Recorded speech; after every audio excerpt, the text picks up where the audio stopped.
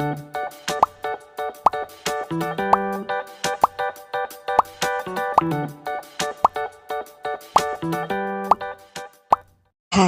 Assalamualaikum. Selamat datang di Nawasena Channel. Hari ini saya akan melanjutkan membacakan novel yang berjudul Terpaksa Menikahi Bad Boy, bab 110.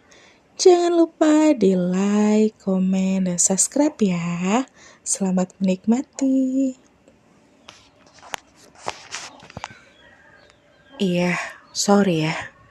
Zahran baru saja menelpon pihak travel untuk membatalkan rencana tour ke Yarra Valley, padahal jaraknya hanya sekitar 1 jam dari pusat kota Melbourne. Alasannya adalah karena Shanum sedang tidak ingin diajak keluar apartemen. Zahra menyimpan ponselnya lalu kembali fokus pada Shanum yang hanya duduk malas bersandar di sofa yang nyaman di tengah ruangan apartemen. Maaf ya, udah bikin jadwal liburan kita jadi kacau. Ucap Shanum yang jadi agak trauma karena merasa diawasi oleh seseorang di luar sana. Senyamannya kamu aja, sahut Zahran penuh pengertian. Tapi makan siang nanti kita ke restoran Mama Irene ya, pinta Shanum. Oke, abang marah nggak sama aku? Marah kenapa? Karena jadwal liburannya jadi kacau. Mana ada abang marah sama kamu cuma gara-gara itu. Yang terpenting adalah hati kamu nyaman. It's okay, walaupun kita nggak kemana-mana dan cuma berdiam diri di apartemen ini. Karena tujuan utama kamu pergi ke sini adalah untuk menghabiskan waktu sama mama kan? Jawab Zahran panjang lebar. Iya, ketahuan deh. Sebenarnya bukan soal tornya, tapi aku mau memanfaatkan waktu yang jarang-jarang ini biar bisa sama-sama sama Mama Irena. Aku Shanum. Oke, tapi kalau kamu mau pergi ke suatu tempat, katakan saja. Liburan ini abang serahkan pada mood kamu. Shanum tersenyum innocent dengan kepasrahan Zahran. Maaf ya, liburan jadi ngikutin mood bumil yang labil ini. It's okay, kamu bosnya, kamu ratunya. Kamu maunya gimana? Kamu pergi kemana? Abang ikutin aja.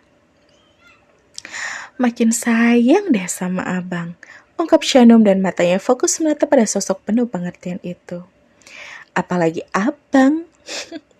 Zahra menatap wajah Shanum yang sembab-sembab. Dia merasa menyesal karena liburan pertama istrinya ini diwarnai dengan kejadian yang sangat mengganggu, sehingga mengacaukan segalanya. Jangan sedih lagi ya, pinta Zahra lalu membelai kepala Shanum dengan lembut. Iya, lupain aja orang iseng itu, sahut Shanum sok yakin. Harus, sebentar lagi kita keluar ke restoran mama. Oke.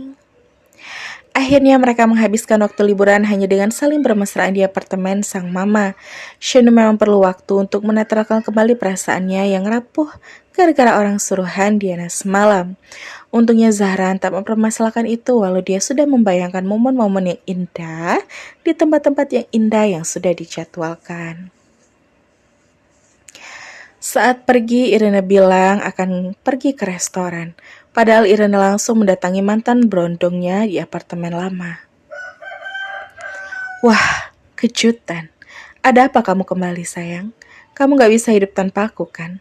Sapa Andre mantan berondong Irene.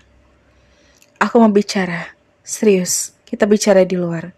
Kata Irene dengan tegas. Gak mau bicara di dalam saja, siapa tahu kamu kangen sama sentuhanku. Kau adalah lelaki 30 tahun itu dengan tatapan mesumnya. Aku sudah tak tertarik lagi denganmu Andre. Please, aku mau bicara soal urusan lain. Singkirkan pikiran gilamu dan ayo kita bicara di luar. Tegas Irene dengan sikap yang dingin. Soal apa? Soal menantuku. Andre berhenti bersikap tengil dan mulai agak serius. Gelagatnya memang langsung mencurigakan. Memangnya apa hubungannya aku dengan menantumu itu? Tanya Andre. Jangan pura-pura nggak tahu. Kamu bekerja sama seseorang untuk mengawasi keberadaan anak dan menantuku di sini. Iya kan? Memangnya menantumu itu orang penting? Untuk apa aku mengurusnya? Katakan saja, Andre. Kamu bekerja untuk siapa saat ini? Desak Irena. Tidak untuk siapa-siapa, sayang. Stop, bilang aku sayang. Sergai Irena kesal dan sudah lama tersadar kalau perbuatannya dengan Andre ternyata sangat menggelikan dan mencicikkan. Aku kira anak dan menantumu lah yang mempengaruhi kamu untuk mulai menjauh diriku. Ucap Andre terlihat sebal. Memang seharusnya begitu. Selama ini aku sudah sangat keliru karena bermain-main denganmu. Oke. Pengaruh menantumu yang so alim itu memang sangat kuat ya, sampai membuat kamu jadi gak asik lagi kayak dulu. Stop, Andre. Sekarang katakan saja kebenarannya. Kamu memang bekerja untuk seseorang kan, untuk mengawasi anak dan menantuku. Kalau mau membahas itu, sebaiknya kita akhiri saja perbincangan ini. Datanglah kalau kamu mau kembali ke pelukanku, tanteku sayang. Kata Irene dengan sikap yang sangat mencicikan. Sial. Lihat saja kalau kau macam-macam dengan anak dan menantuku. Aku akan buat kamu menjadi gelandangan di kota ini, Andre. Ancam Irene dan rasanya percuma dia mengorek informasi dari Andre saat ini. Andre sedang dalam mode hyper. Irene takut kalau pemuda 32 tahun itu malah berbuat kasar kepadanya. Lakukan saja kalau memang kamu bisa, sayang. Seru Andre saat Irene pergi dari hadapannya begitu saja sebelum sempat masuk ke dalam apartemennya. Yah, aku yakin kalau kamu memang ada hubungannya sama kejadian semalam, Andre. Kamu memang benar-benar toksik. Gerutu Irene lalu pergi masuk ke dalam lift agar bisa cepatnya dari sana dan kembali ke restoran sebelum Zara dan Shannon datang berkunjung. Sementara itu di Jakarta, Dharma kembali dikejutkan dengan tamu yang datang ke rumahnya. Betapa kagetnya Dharma dengan kedatangan Ilham dan Teja. Silahkan, Pak. Silahkan. Maaf, kalau tempatnya mungkin kurang nyaman untuk Anda. Terima kasih, Pak Dharma. Bu, tolong buatkan minum. Seru Dharma pada Yayuk yang kalau pagi-pagi begini sedang sibuk di dapur. Ilham memperhatikan ke sekelilingnya. Rumah besannya tak lebih besar dari garasi di rumahnya. Ilham membayangkan bagaimana menantunya hidup dan tumbuh di lingkungan itu. Ada Pak Ilham. Yayu muncul dengan nampan berisi minuman dan langsung memberi salam setelah meletakkan gelas itu di atas meja.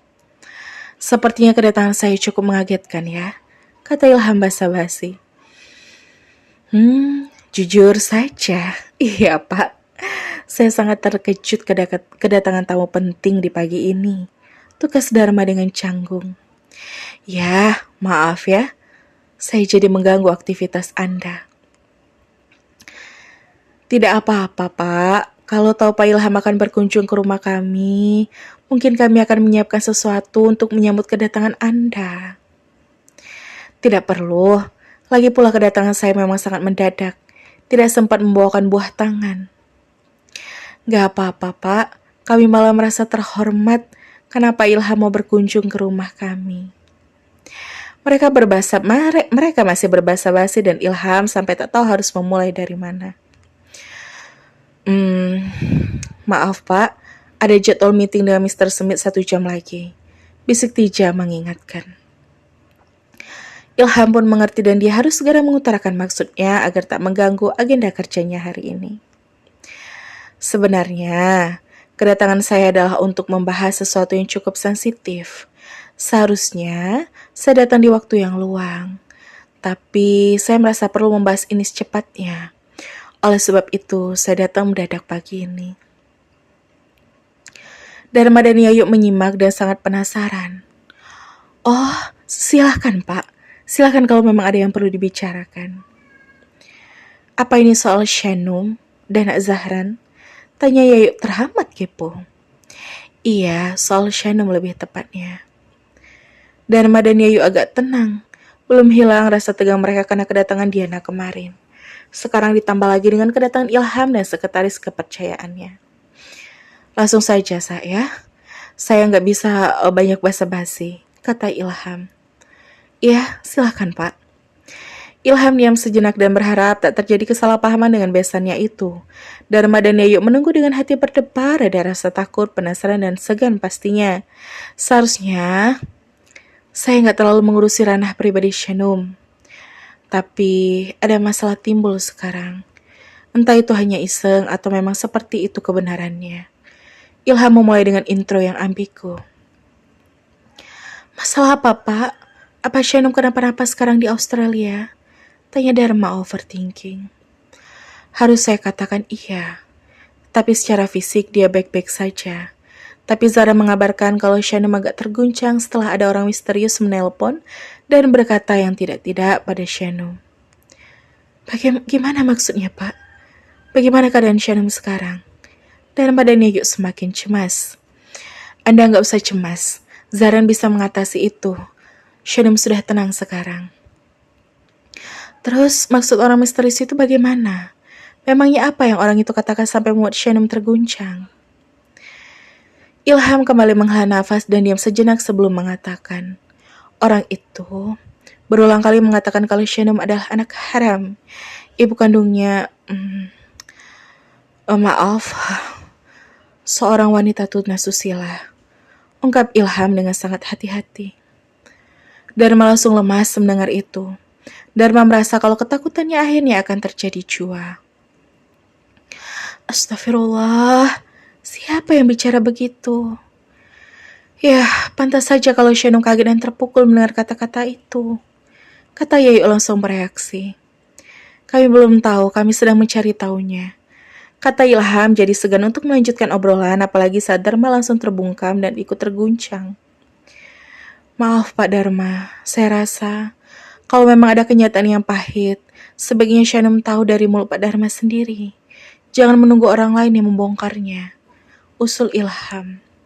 Dharma dan Yayu saling berpandang, mereka langsung curiga kalau semua itu adalah perbuatan Diana. Kenapa saya datang pagi ini? Ini semua murni karena saya tak ingin terjadi apa-apa dengan Shanum. Akui Ilham. Maaf, Pak Ilham. Maaf, kalau Anda jadi tidak nyaman dengan isu itu. Kata Dharma penuh sesal.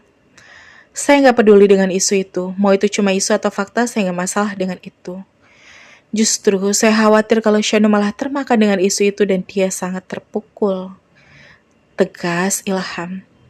Pak, Dharma tampak sesak untuk mengakuinya. Sungguh, Dharma takut kalau Ilham akan ilfil pada Shanum. Jangan segan Pak Dharma, katakan saja.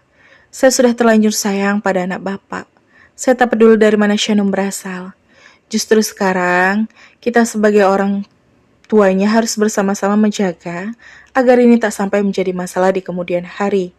Mencegah hal yang tidak diinginkan, tak ada salahnya Pak Dharma membagi kisah asal-usul Shanum pada saya. Dharma semakin tak kuasa, begitu juga dengan Yayu. Itu benar, Pak. Lirik Dharma sembari mencoba menahan air mata.